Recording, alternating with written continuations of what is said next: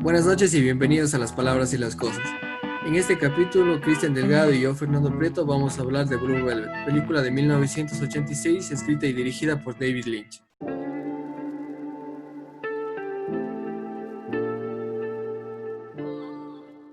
Había notado algunas cosas sobre el tema de la película. Y sobre todo, en primer lugar, con el tema de los símbolos había notado un par de cosas, y es la división interesante que hacen en los dos mundos, en el mundo, digamos, en el mundo de las apariencias, que sería el mundo del día, este mundo más bien claro, hasta inclusive un poco más alegre, y el mundo oscuro, que sería el mundo de la noche, habitado más bien por las cucarachas. Este es un mundo inclusive dentro de la Tierra, que se representa muy bien con el tema de las cucarachas, y que claro, es el mundo de este villano, ¿no? No sé, ¿qué piensas vos al respecto? Sí, sabes que precisamente en el principio de la película yo estaba pensando en lo mismo, y ahora que lo dices digo, ¿por qué no noté? Porque yo también estaba pensando en eso, en que es como casi cuando una película de zombies, ¿no? De noche es todo el fin del mundo y de mañana ya hay paz, hay resguardo. Claro. Incluso después de la paliza que le dieron, que yo no sé por qué no le asesinaron, pues, estando tan loco ese tipo. Me recuerdo bastante a Tuco Salamanca, pero sí, es después de esa paliza y él de nuevo está en su casa tranquilo. Y eso es tampoco, no sé si es humorístico que el pueblo sea tan pequeño y pasen esas cosas y nadie se dé cuenta. es sumamente gracioso, pero ahora que vas con esto de las apariencias, me parece chistoso también. Al principio el personaje de Jeffrey, que tiene un nombre bastante estúpido para ser como que un detective. No sé qué piensas tú, pero Jeffrey es un nombre tan irrespetable. Sí, ese es como de un niño, ¿me entiendes? Claro, sí. Y cuando empieza él y aparece, no tienes la imagen, o al menos a mí me pasó, no tienes la imagen que muestra frente a la rubia, la hija del detective, claro, digamos. Como que cuando está con ella, como que se crece su estilo de chico malo. Claro, sí. Pero cuando está con la Valens, con la Dorothy Valens, como sí, que ahí muestra que es un niño. Se ve el contraste claro, y yo creo que ahí está esta apariencia que digo, con la otra chica se da de rudo, y aquí en cambio se muestra más ingenuo, más inocente, y casi hasta que se enamora, diría. Justo con este tema, ¿no? De los símbolos y inclusive el tema de los colores que me había estado fijando bastante. Es esta contraposición, primero que nada, entre la Dorothy y la hija del detective. Dorothy, por supuesto, siempre está de oscuro. La misma apariencia de ella siempre es oscura, desde el maquillaje, que es un maquillaje más bien, digamos, de noche. El mismo vestido, las pelucas y todo. De la vampiresa, digamos. Claro, es como la vampiresa. Inclusive hasta donde vive, ¿no? O sea, siempre está en estos lugares medio en el suburbio. Canta en un bar de mala muerte, que hasta pareciera que en algún momento iban a asesinar a alguien. Y sin embargo, la hija del detective es siempre vestida de rosa o de colores claros. El mismo pelo rubio. Y él igual, o sea, de alguna manera empieza también a cambiar la vestimenta hasta ponerse una ropa más bien oscura, que ya inclusive se muestra en estos dos lados. O sea, es el único que está, digamos, transitando en este mundo de las apariencias y en el mundo oscuro, que sería el mundo real de la noche, de estos personajes que son tan caóticos. Claro, y ahora que mencionas la característica de cada personaje, claro, mientras tenemos en el personaje de Valens la bata azul, que es el título de la película, que es Terciopelo Azul, creo, pero tiene esta bata que a la vez es su maldición, podríamos decir, que claro, siempre es el deseo de quitarle la bata, que se abra un poco, que se deshaga de ella y a la vez la siga llevando, mientras que la rubia, en cambio, siempre está con sus libros, ¿no? Siempre bota los libros al coche. O sea, siempre cuando está con Jeffrey, se deshace de los libros, y es una acción que se repite constantemente. Y ahora que mencionas un poco esto de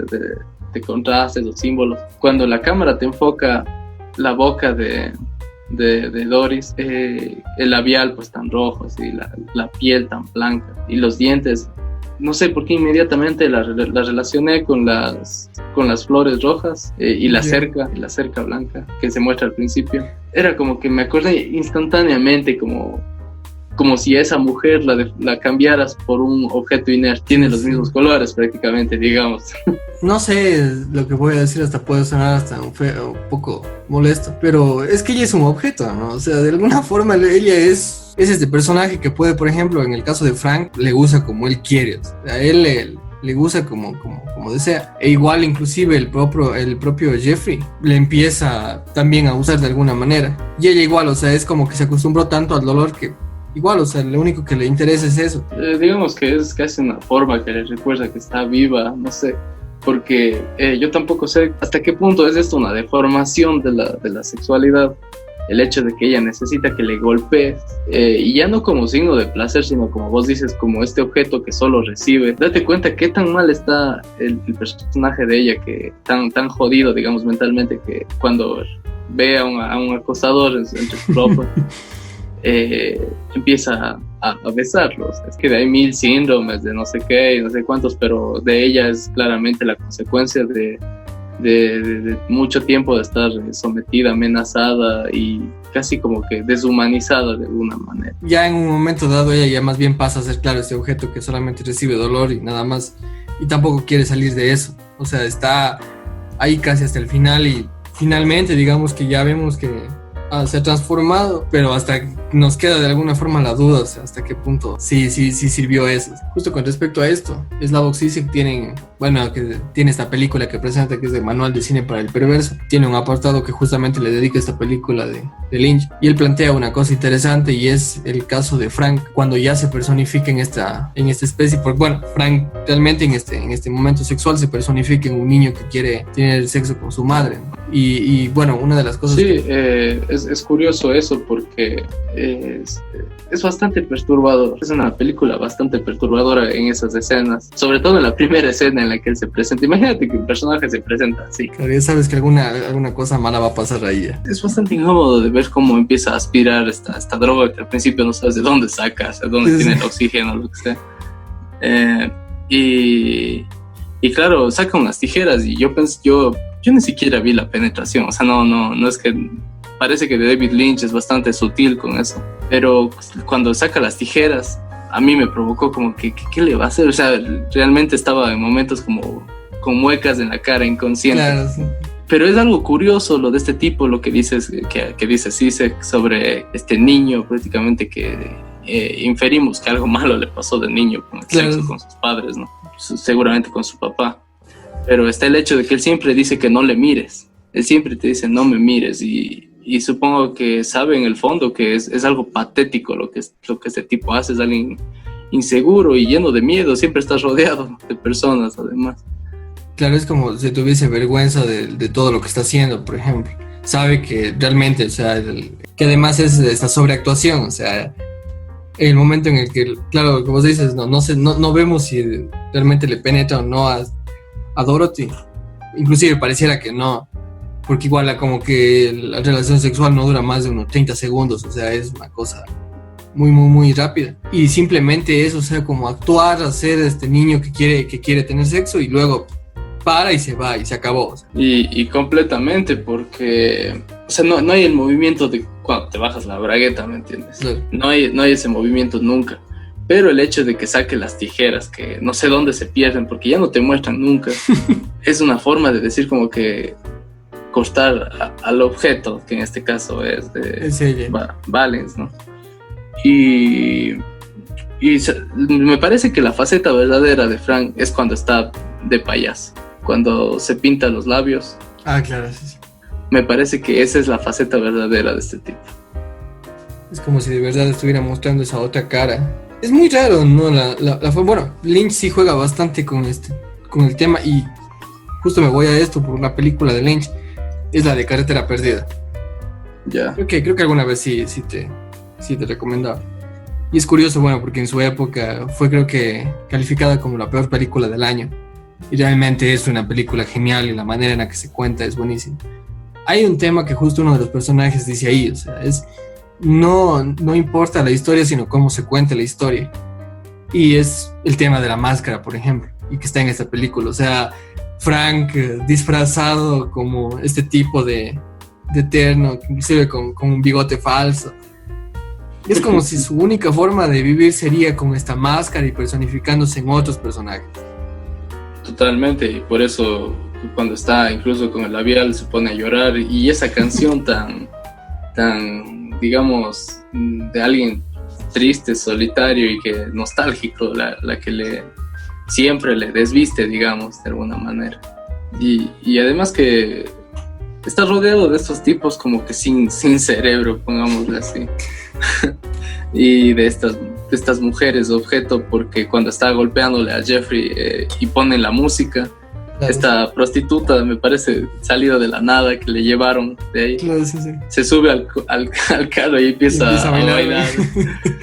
Y no notas que haya expresión, no notas que le interese, solo es como automáticamente está programada para bailar. Para hacer eso, claro.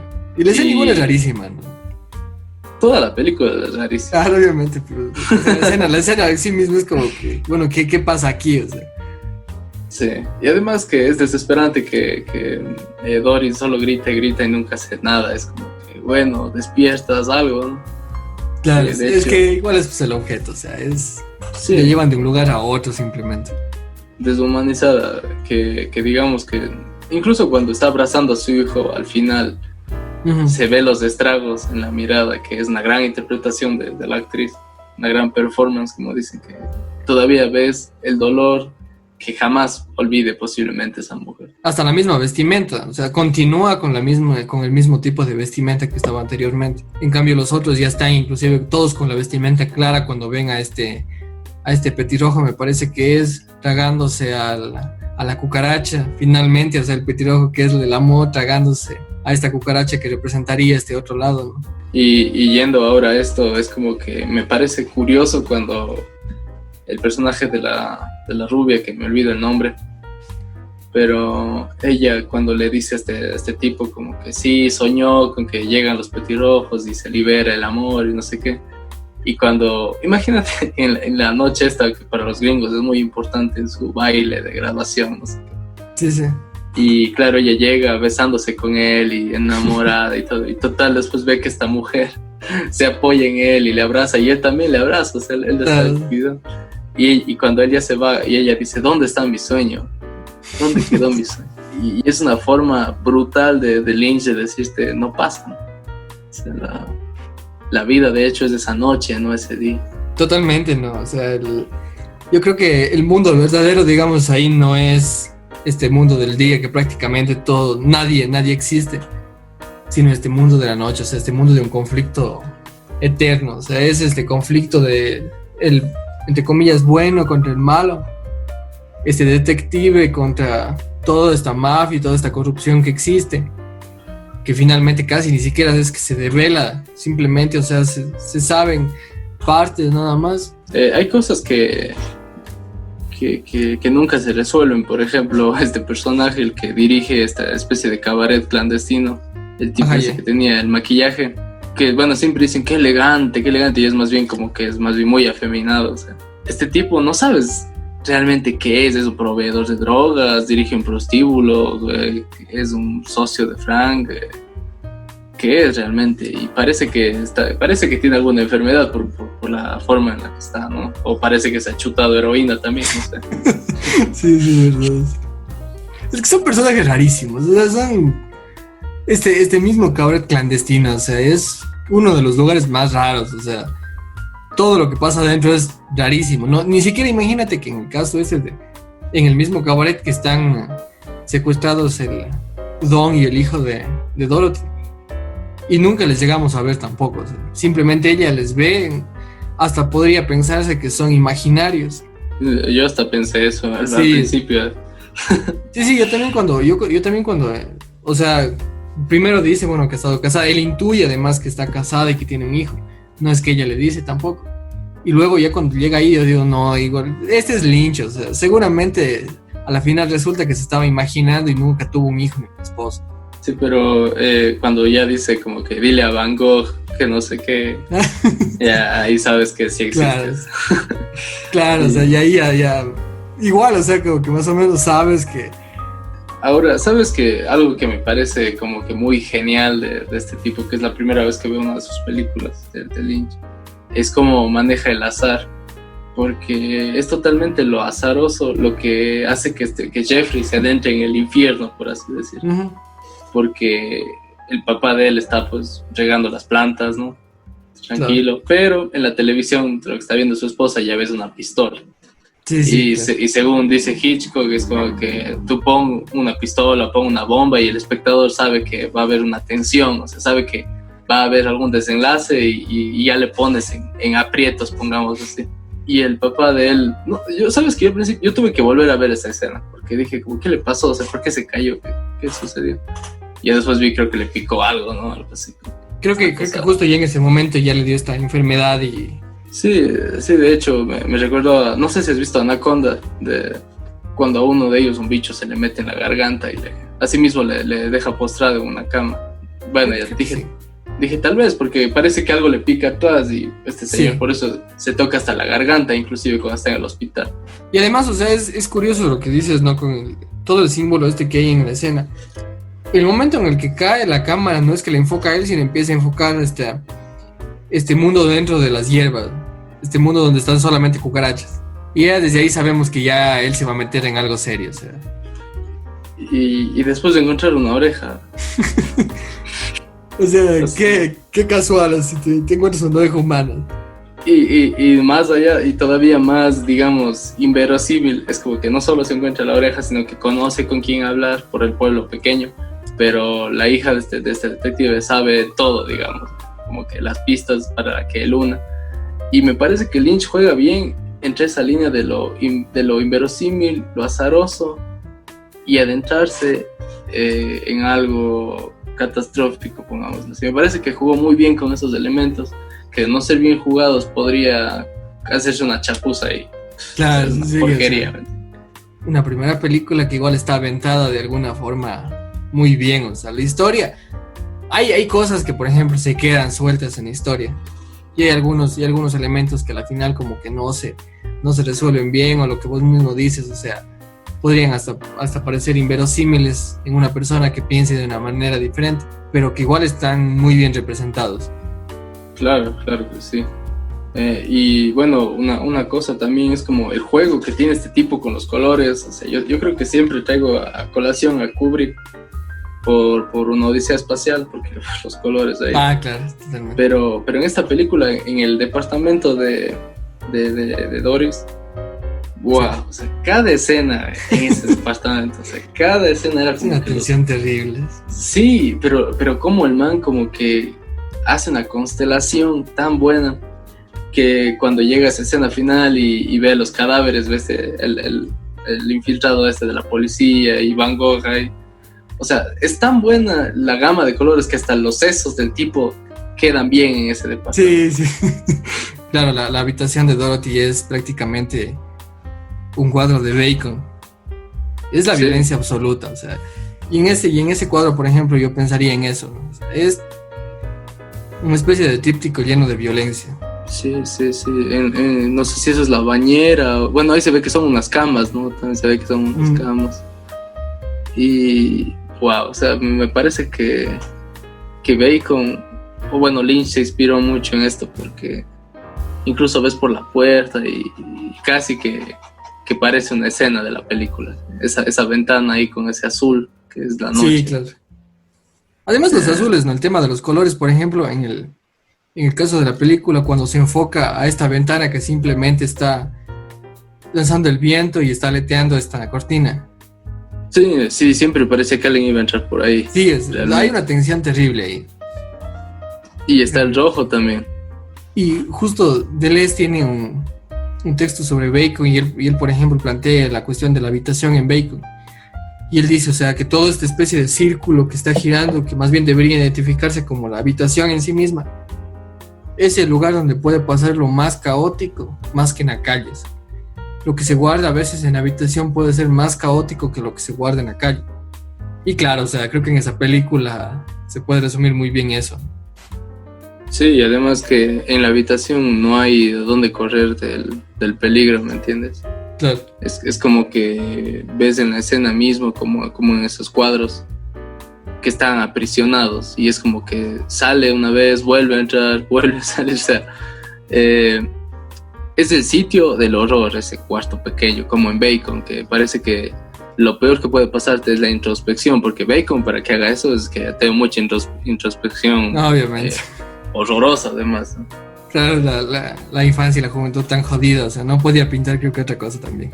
Sí, sí, y me recuerdo bastante, no sé si es intencional, pero me recuerdo bastante a La Naranja Mecánica, cuando están en el coche y están con Jeffrey ahí de rehén y se están riendo, mofando, Claro. esas risas histéricas. Como Y los propios drugos. Sí, exacto, o sea, fue tan a los drugos, fue tan La Naranja Mecánica, inmediatamente. Y sabes que quizás sí, sobre todo con el caso de los otros, ¿no? O sea que simplemente lo que dices, son como que tipos sin cerebro que solo le hacen caso a él. Claro, nunca, parecen hasta inofensivos, ¿no? Sí, simplemente están riendo. Sí, es como ese que dice, me llamo Paul, y es como... Parece que no hicieran nada antes de una orden de Frank, que tampoco parece un gran magnate ni nada, sino es como... No es ningún pez gordo, me parece algo muy, muy menor, así. Como villano es de un terror terrible que te infunde. Por la locura que tiene, obviamente. Claro. Cada escena que sale te amedrenta totalmente. Sabes que me parece también curioso lo de del señor amarillo, que es este gordo que aparece al principio mismo cuando entra a la habitación. A mí me parece desde el principio bastante evidente que tenía que ver algo con la policía ese tipo. No sé si te pasó, pero a mí se me hizo muy evidente que era algo de la policía. Y de hecho yo pensé que el papá de la chica, el detective, yo pensaba que él estaba relacionado con todos ellos. Yo también pensaba eso. Sabes que en algún momento, inclusive cuando toma las fotografías, yo dije, sí, le va a matar a este man, o sea, yo creo que él es uno de los que están metidos en todo este lío. Y al final resultó que claro, era el otro el que estaba metido en todo esto. Realmente, y además que el amarillo quedó también, el departamento ensangrentado. No, ese contraste, sí. Fue un detalle tan genial lo del cerebro, de esos pedacitos de cerebro en el tipo Sí. No, además que estaba vivo, ¿no? O sea, todavía estaba ahí, más bien en una especie de shock ahí. Y no sabes qué pasó. Ajá, sí. O sea, porque Frank llega luego. Claro. Y bueno, dices, tal vez él mismo estaba torturando a Van Gogh y luego alguien llegó y le mató de sorpresa, era el pacto, yo qué sé. Pero se ve que él estaba torturando a Van Gogh, o eso claro. Es lo que parece. Claro, o sea, con los mismos detalles quizá puedes construir, digamos, una hipótesis de lo que pasa, pero no es que queda resuelto. Simplemente quedan ahí elementos ahí como para tratar de construir esa historia, a ver si es que de verdad pasó algo ahí. Y sabes que con esto que la palabra contraste que mencionaste hace un rato me parece fundamental en las fotos de esta película, porque cuando llega esta escena cliché de que el novio de la rubia le va a golpear a Jeffrey porque le quitó y no sé qué, y él también vemos una especie de Frank más inofensivo porque así mismo tiene alrededor tipos sin cerebro que están con él, además juegan fútbol americano, o sea, ya, claro.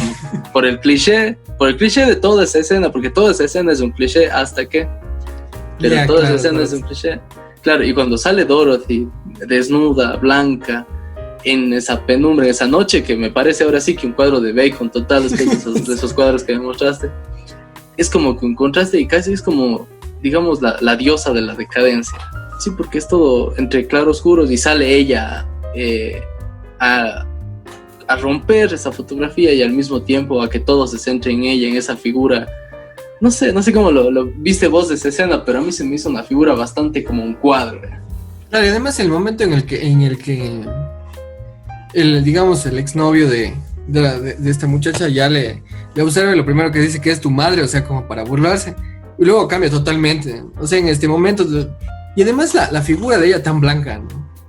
Sí. Porque esta, como dices, en esta especie de noche bien oscura y todo lo que está pasando ahí, que igual, o sea, pareciera nuevamente ser este cliché de películas, el que se están peleando por la tipa rubia, que además como que la guapa y bueno, en esta misma onda, y luego sale ella y rompe totalmente esto, o sea, aparece en un mundo que ni siquiera le corresponde a ella, y además que ningún personaje está de relleno, inclusive hasta los dos negros, o sea, son personajes que empiezas a quererles, lo poco que salen, creo que ni 2 minutos que salen en la película, y prácticamente todos los personajes, o sea, te agradan, hasta el más desagradable, igual, o sea, le ves como alguien bien trabajado.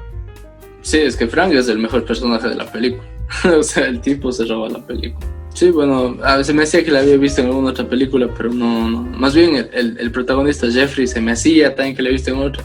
La única que le identifiqué es a la chica, que no recuerdo el nombre, a la rubia, pero sé que ganó un Oscar recientemente por esa del matrimonio. Que siempre historia de un matrimonio, creo que. Es. Claro. Además que esta actriz, sabes que, bueno, por algunas fotografías veo que es amiga de Lynch, o sea, creo que ella y su pareja son amigos de Lynch y su pareja, o es la pareja de Lynch, no sé. Claro. Pero por lo que esta rubia no entra en el molde de la rubia guapa de Hollywood. O sea, porque no es guapa, digamos, en los estándares de Hollywood. O sea, tiene la cara larga, tiene el cuello largo, es más bien más alta que él, el peinado mismo. Sin embargo, yo creo que esa es la estética de este tipo. Esos personajes como refugiados, encerrados y casi como que viviendo el sueño americano de otra manera, se me hace de algún modo. Con ese tema, a Lynch le interesan bastante este tema de los fenómenos también. Y o sea, como que siempre está trabajando con ese tipo de actores y actrices que no están dentro de estos cánones tampoco. Y claro, o sea, ya digamos, o sea, pensando también en la misma formación de Lynch, sobrevive la juventud en lugares así, o sea, están dentro de este submundo marginal, delincuencial. Es ver de primera mano, digamos, a estos personajes que son los que están en las películas de él, o sea, son personajes que no se adaptan y nunca se van a adaptar a la sociedad porque no son personajes típicos de la sociedad tampoco. Bueno, pero refiriéndote a Frank y a Doris, me imagino. Claro. No, pero inclusive hasta los personajes, digamos, entre comillas, buenos, siempre son personajes raros. O sea, el protagonista, el rostro del protagonista igual es hasta un poco raro. Es de un psicópata mismo, de alguna manera. Lo que le dice inclusive la que después se hace la novia, ¿no? O sea, hay una parte en la que le dice o eres un detective o eres un pervertido. Exactamente. Y sabes que yo justamente llegué a una conclusión de esa pregunta, porque claro, cuando la está espiando a ella, digamos que es como que ese típico adolescente que tiene ese sueño húmedo, ¿no? Pero ¿qué pasa cuando él se topa con un verdadero pervertido como es Frank? ¿Él qué hace? ¿Apoya a Frank o más bien busca solucionar el misterio? Entonces creo que ahí responde a que él es más detective que un pervertido, porque te dicen, ¿no? Como que es que por su mirada, por su voz, por sus ideas puede que sea un pervertido, pero cuando ves a Frank, no hay color. Él sí es de verdad, o sea, él sí de verdad está loco. Sí, y me recuerdo bastante a Kevin Spacey en Seven. Me recuerdo a él. ¿Sabes que el personaje de Doris... hay un personaje en Conversación en la Catedral que siempre estoy citando de Vargas Llosa, que está casada con un ministro de gobierno y es igual, o sea, es la cantante, la musa, la hermosura que quieren convertirle en un objeto sexual de alguna manera, y ella casi también como que se deja, no a ese extremo ni mucho menos, pero tiene la misma estética de ser como que esta especie de tesoro dentro del submundo. Claro, que igual como es la misma Dorothy. Y que de hecho ahora estaba pensando que sí es... Igual ese tipo de personajes siempre son usuales. Sí. Eso, o sea, sí. Esa especie de estrella. Estrella, claro, de estos lugares más bien hasta un poco marginales, pero que le empiezan a convertir en un objeto sexual. Además, no es que solamente llega Franco. ¿Cómo? O sea, al departamento de ella en un momento también llega el que le designan como señor amarillo, me parece que también llega en algún momento. Sí, ¿no? Sí, me parece que sí. Igual siempre están llegando nuevos personajes, digamos, a verle a ella, y que igual es como este objeto de deseo. Y que, como dijiste al principio, él mismo entra en esta lista de los que entran y salen. Claro, el protagonista, el Jeffrey Clark. Pero es genial, es genial la escena en la que están teniendo sexo y ella le pide que le golpee y él no quiere golpearla. Y luego finalmente ella le...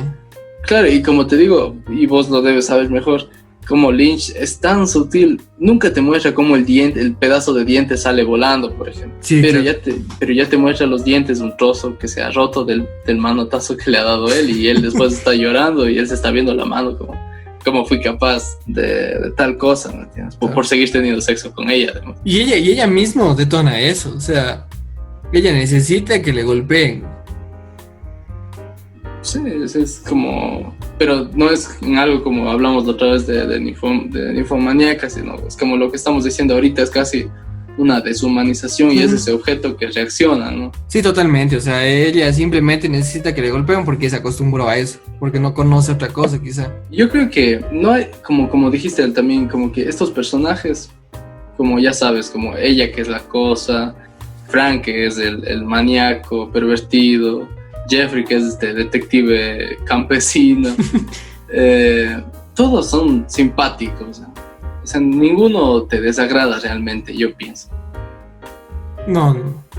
Porque a pesar de este mundo, como te digo, como entre inverosímil y que juega bien Lynch, se me hace que llegan a sentirse reales. Y Frank sobre todo se me hace el más real, como decíamos, con esta máscara y así, que es este payaso que llora, que sufre y que me parece genial porque generalmente en las películas te muestran como el Joker mismo, o sea, como el mismo Joker, que tiene que ser la cara del payaso, ¿no? Para hacer el mal, mientras que este tipo es al contrario, me parece. Se muestra más bien, inclusive hasta casi real en lo que está haciendo y las actitudes de él, por ejemplo. Eso es lo que te decía, o sea, como esta sobreactuación cuando tiene sexo, o siempre estar en una pose del maloso cuando está con los otros, porque además nunca está casi solo. Y desde que llega, por ejemplo, la primera escena, o sea, le controla a Dorothy a gritos, toda la escena esa le controla a gritos. Ciertos estereotipos, además, ciertos clichés, perdón. Por ejemplo, que le sirva un bourbon antes de empezar a mantener relaciones con ella. Y lo de las velas. Y lo de las velas, igual. Que tiene esta clave de está oscureciendo, ¿no? Ya está oscureciendo. Claro. Y tiene lógica y corrobora totalmente lo que empezabas con lo de la noche y el día en ese pueblo tan pequeño, casi aislado. Donde está resultando ese tipo de historias casi macabras que prácticamente ni siquiera pareciera que existen.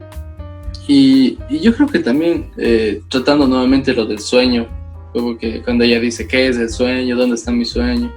Y él mismo, cuando intenta crear esta atmósfera de sueño en el burdel clandestino yo creo que el sueño en esta película se verifica que son momentos. O sea, el experimentar el sueño es una cosa tan momentánea, tan de segundos, que después ya te sabe a desazón todo. Y por ello yo creo que tal vez puede que sea el objetivo de Lynch, al mostrarte, como te decía, en esta fiesta que están besándose románticos. Ella bueno, se hizo un vestido un poco más provocador, digámoslo así, y se hizo y se deshizo en un instante todo eso. Sí, sí. Como cuando este tipo, en cambio, Frank juega que es un niño que quiere follar a su madre, o cuando ella misma, Valence, le dice a Jeffrey que es Dom. O sea, siempre estos tipos están como intentando vivir ese sueño que se desmorona porque no es posible, sencillamente. Sí, claro. Justo con lo que ahora dices, no había estado pensando en algunas de estas cosas, pero es verdad, ¿no? O sea, quieren personificarse en otros o quieren fingir ser otros, todos, o sea, o por lo menos, digamos, todos esos personajes que están en estos dos lados, de alguna manera quieren alcanzar algo que jamás pudieron tener, y eso es lo que les deforma. El personaje más evidente de esto, Frank, que es el personaje más casi deformado, digamos, al no haber obtenido algún deseo que quiso, y finalmente tratar de conseguirlo idealizando esto. Y seguramente, o sea, por lo que parece, al tipo lo violaba su papá. Sí, quizás sí. Sí, porque cuando llega y le golpea a Valence, le dice como que no, dime papi, algo así, le golpea. Ajá, dime. Claro, y vemos que generalmente eso es un reflejo de lo que le decían a él, lo que decían al victimario, ¿no? Claro. Cuando era víctima. Sí, yo creo que esa escena en especial desde un punto de vista psicológico tienes para sacar demasiadas cosas. O sea, la cuestión, por ejemplo, del mismo tema de los fetiches, el tema del incesto, esa especie de ideal trastornado que tiene él, ¿no? Al punto inclusive de tener una especie de relación de amor-odio con la figura que representaría, una figura materna, digamos, que representaría. Totalmente, y además que siempre está burlándose de ella, como que cosificándola. Sabes que ahora con esto del querer follarse a su madre, como pasa con Frank, me recuerda a The End de The Doors, la canción The End, que precisamente si fue censurada es porque dice Mother, I want to fuck you all night long. Claro. Entonces vemos como la sociedad está marcada por esta especie de ideal de la madre, ¿no? De la mujer, claro, que debe ser como la madre, o de sentir que su padre no es suficiente para su madre, y se provocan cosas así como la de claro. Frank. Además que desde el mismo tema de Edipo, ¿no? O sea, que lo más aberrante, digamos, que es para Edipo es el hecho de que no sepa que está manteniendo relaciones con su madre y haber matado a su padre. Y, totalmente. O sea, es la figura, digamos, sagrada que viene inclusive, por ejemplo, en el caso de las religiones abrahámicas, ¿no? O sea, la Virgen María, digamos, no solamente es la madre de Dios, sino que además es virgen. Tuvo un hijo. Y tuvo un hijo y siguió siendo virgen, cosa rara. Pero, o sea, es este ideal tan sagrado que en un momento, o sea, no... es impoluto totalmente. Entonces, la imagen de la madre, por ejemplo, para todas las sociedades es así. O sea, es la imagen impoluta, sagrada, que es prácticamente intocable. Y yo creo que eso es lo que te muestra como un pervertido total a Frank, ¿no? Esta especie de niño viejo que mendiga por cogerse a su mamá y espera que ella actúe como tal. Y sabes, cuando Valens llega al burdel a ver a su hijo, y como este niño está pues entre prostitutas, se me hacía casi que el niño va a reproducir la escena que hace Frank. Que quizá en algún momento va a replicar a Frank, claro. Que además la puerta está cerrada, no vemos, porque ella sale muy triste de ese cuarto. Claro. Ella sale extremadamente triste de ese cuarto. Que me parece que le gritan, bueno, que le hicieron algo así. Sí, me parece. Me parece curioso que haya tanto interés por una oreja, ¿sabes qué? Y que pueda detonar toda su historia. Y que Van Gogh siga siendo un referente por haberse cortado la oreja más que por haber sido artista, creo yo. Es que creo que hasta lo que más le hizo famoso después fue haberse cortado la oreja. Y darle una prostituta, creo. Una prostitutas. Que ahora parece que dicen que no, que igual fue como que todo una exageración y realmente simplemente se cortó la oreja por un ataque de locura y ya creo que luego la dejó ahí. Y capaz, es curioso, ¿sabes? La referencia, yo no sé qué tan rápido se hubiera entendido cuando se estrenó esta película, cuando le dice Van Gogh. Yo no pretendo decir que todo el mundo sea ignorante ni nada por el estilo, que es algo de cultura popular prácticamente. Pero me parece que ahora con los medios digitales y como siempre están la gente poniendo cualquier objeto, lo que sea, cualquier dibujo con el fondo de esta obra de los girasoles de Van Gogh. Sí. Por eso se me hace ahora que es mucho más fácil entender que le diga Van Gogh. Sí. Es que sabes que hasta con este tema, ¿no? O sea, ¿cuál es el pintor más popular? Yo creo que es Van Gogh. O si no, el nombre de Picasso. O el nombre de Picasso igual. Son quizá los pintores más populares, más allá de la obra, por el hecho de que digan que han sido pintores. Quizá ni siquiera conocen la obra. Pero son renombrados nada más. Dicen, sí, un Picasso, pero no sé como cuántas obras pudieran nombrarse de Picasso. O simplemente ven, o sea, una figura deformada y dicen, parece Picasso. Y no saben ni qué es el cubismo. Pero... bueno, no sé si tienes alguna otra observación, algo. No sé, tal vez si quisieras concluir con algo para rematarle yo con alguna cosa que tenía aquí más o menos planteada. Yo creo que a la final, o sea, a mí me deja pensando en muchas vidas de muchas personas, como que ya en la realidad, cuando, bueno, al final ya están pues incluso las dos familias reunidas y están en este escenario más bien con este tono cálido, ¿no? O sea, ya todo está bien, parece un sueño, casi que sientes el viento. Sí, claro. Pero después de lo que pasaron y esta rubia en esa sociedad conservadora de ahí sobre todo, es como que van a poder vivir realmente el sueño Finalmente. O ella va a estar pensando en cuando él estuvo enamorado y si todavía sigue enamorado de Valen. Y, o sea, realmente van a poder vivir el sueño. Y además la imagen al final del ave con este bicho en la boca, que se me hace a mí una especie de... como, mira, qué hermoso, qué majestuoso. Y es como, ¿qué no estás viendo que tú eres el bicho? Que ya te están sacando de ahí el petirrojo, además. Claro, o sea, el petirrojo no eres tú, es al contrario. Tú eres el bicho que está ahí, y así es como pasa en la sociedad. Y es la forma de Lynch de decir, mira, luchamos tanto. Y terminas ahí en las bocas del ave.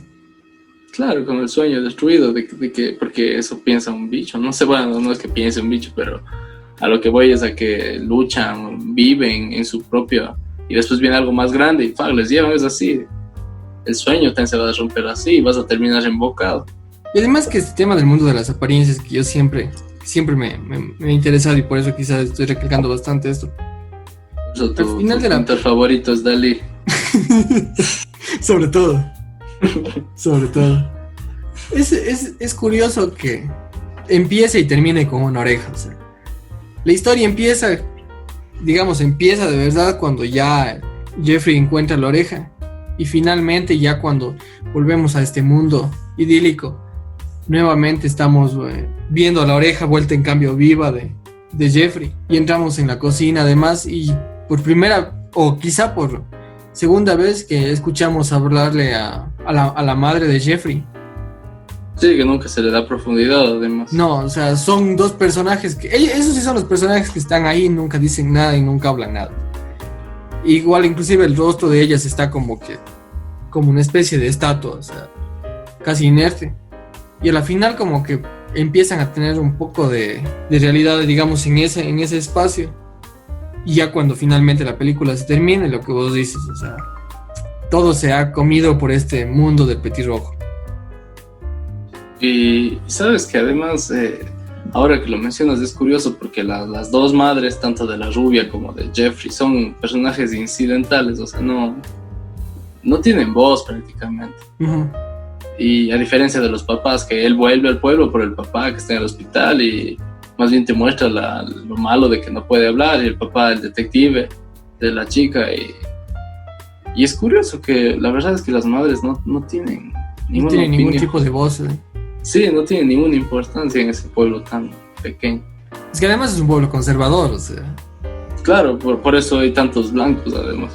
Obviamente, y es así, además esta figura del padre, o sea, el padre es el único que habla ahí y el que tiene algún protagonismo, sobre todo en el caso del detective. O sea, los otros están simplemente ahí. La mujer además como objeto, ¿no?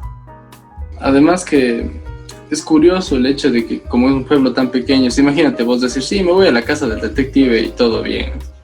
Como está a 3 cuadras de aquí. Como pueblos pequeños.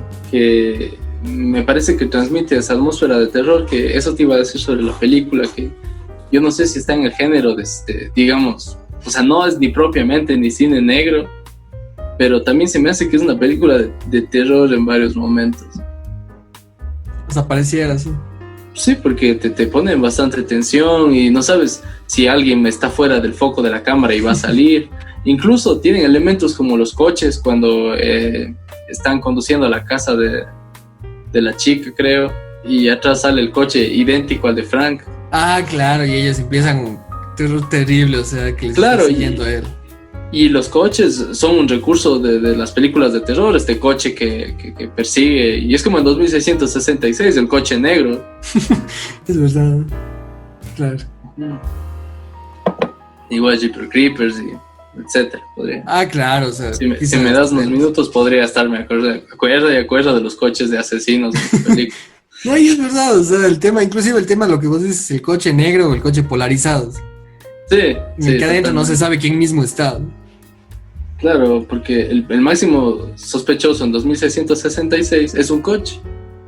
No sé, ¿qué más elementos o bueno, podríamos concluirle ahí? Oye, ya, creo que de lo que había tenido más o menos anotado es lo que había estado, por ejemplo, el caso del boyerista, igual que había estado pensando, no, digamos, relacionado con la película, una cosa así muy instantánea, y es el caso de Jeffrey cuando se convierte en el espectador. Y lo que vos decías, por ejemplo, esta escena en la que Frank llega, saca las tijeras, nosotros también nos ponemos en el espacio del voyerista. O sea, el voyerista que simplemente está espiando y no quiere que nadie le observe, tiene que mantenerse ahí pese a lo que pase a ella y a él. O sea, inclusive si le matase, por ejemplo, él no podía salir porque se hubiese delatado como un voyerista. Y es que además de ese estigma moral, el voyerista, claro, busca disfrutar, ¿no?, con lo que está viendo. Pero sin que sepan que él es el que observa. Pero lo curioso es de lo que hace Lynch es que lo que empieza como, incluso para el espectador, o sea, para nosotros, parece que va a ser esta escena, como te digo, cliché de la mujer sexy que no sabe que la están viendo y se desviste frente a él sin saberlo. Y claro, después entra este tipo y se convierte en una cosa horrorosa, espantosa, que me parece que Lynch hace genial. Se parece que va a poner una escena cliché y ¡pum!, te pone algo que te descoloca totalmente. El que parecía pervertido no era nada comparado con Frank. No, es que es como cuando uno se cree malo, digamos. Es como cuando te crees malo, rudo, yo qué sé, camaleónico, ponle. Y te topas con un Frank que te dice, sí. No, tú eres Jeffrey. O ni siquiera Jeffrey, porque tal vez no te arriesgues a ir hasta el fondo del meollo, ¿no? Claro, no estás tan aventado como ellos. Y sí, o sea, cuando... Eso te digo, o sea, el caso, por ejemplo, de Carretera Perdida, o sea, no sabes qué mismo está pasando, no te la crees y te la ves a la primera. Tienes que verte unas 2, inclusive hasta 3 veces esa película y finalmente dices, ya sé de qué se trata, ya sé qué me está queriendo decir, porque además no se dice mucho.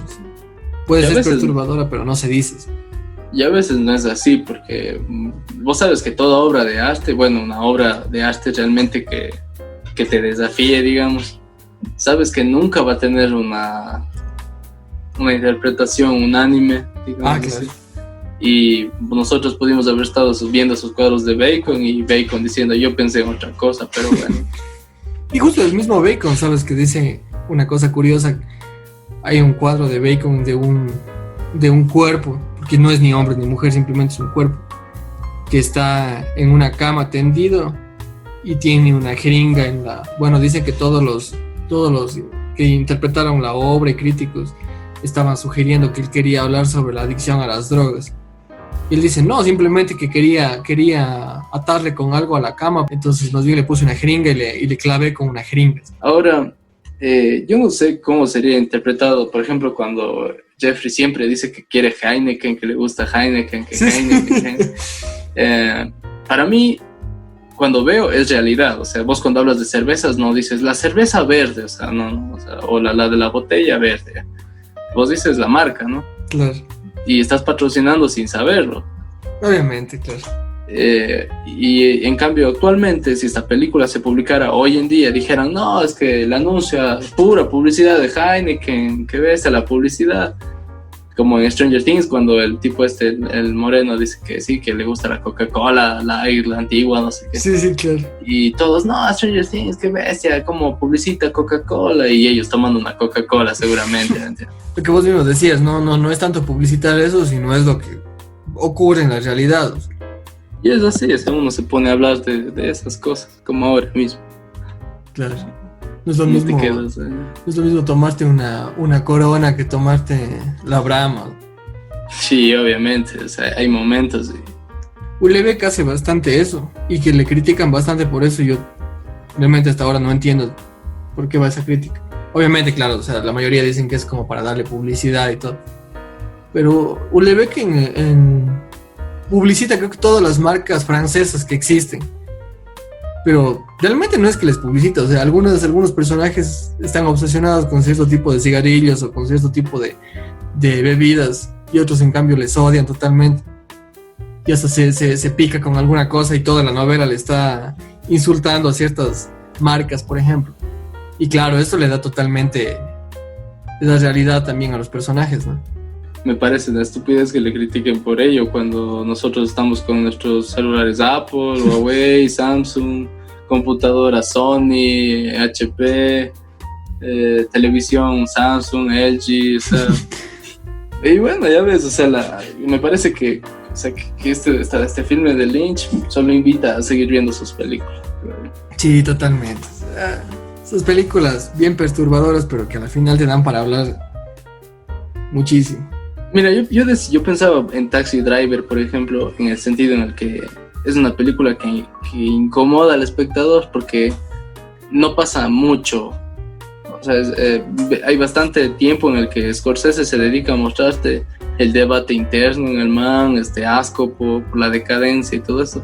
Pero yo creo que te incomoda como espectador porque no sabes bien lo que está pasando, lo que va a pasar o qué exactamente estás viendo. Y sobre todo al final, ¿no? Sí, parece un sueño. Entonces dices, bueno, ¿por qué diablos tiene este nuevo final feliz? ¿Por qué el final es, entre comillas, feliz? Y claro, o sea, es también como que raro el hecho de que el tipo no se dé cuenta que él es parte de esa decadencia al estar en cines pornográficos todo el tiempo y que obviamente a su interés romántico le asusta y él se enoja por ello. Es como... Bueno, hermano, para finalizar, ¿por qué crees que las personas que nos están siguiendo deberían ver esta película? Bueno, yo creo que es una película que debería verse en el sentido de ver a ese otro, pero ese otro enfermo, en el sentido del otro totalmente maniático y a un nivel exasperante de la violencia, y a la vez es un personaje que yo creo que termina siendo muy interesante porque jamás podremos ver introspectivamente lo que le pasa, pero sabemos que tiene alguna fractura psicológica, digámoslo así. Y claro, o sea, tiene esta maravillosa forma y a la vez espeluznante de mostrarte ese ser monstruoso, ¿no? Ese ser monstruoso y que además sabes que sufrió algún trauma fuerte.